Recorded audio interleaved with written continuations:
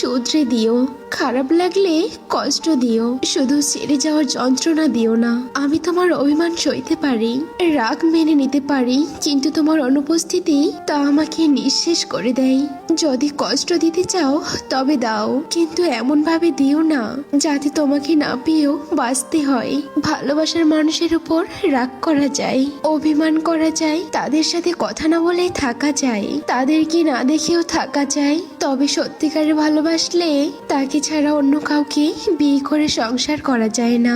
ভালোবাসলে মন থেকে মুছে ফেলা যায় না। তুমি চাইলে ভুলতে পারো আমার স্মৃতি, তুমি চাইলেই মুছে ফেলতে পারো আমার অস্তিত্ব। আমি হতভাগা ভুলতে পারি না তোমার স্পর্শ, ভুলতে পারি না তোমার পারফিউমের গন্ধ। অথচ তুমি ভালোবাসতে পারো অন্য কাউকে, সে সাহস তোমার আছে। হারানোর যন্ত্রণা খুব খারাপ। একের পর এক মানুষকে যখন হারিয়ে ফেলবেন তখন দেখবেন চারপাশে কেমন শূন্যতা বিরাজ করে।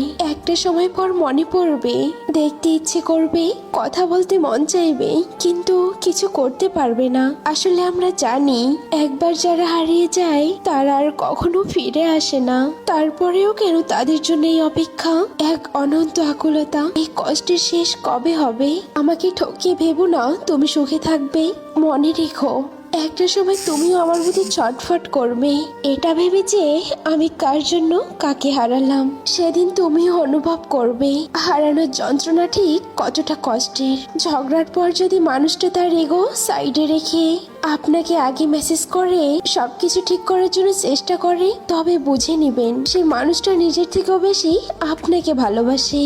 তোমাকে ভালোবাসার মতো চরম সৌভাগ্য হলো আমার ঠিকই, শুধু ধরে রাখার সামর্থ্য হলো না। তোমার দোষ দিয়ে আর কি হবে? তুমি তো আকাশে থাকা ওই চাঁদ, আর আমি হলাম কপাল পড়া এক দুর্ভাগা।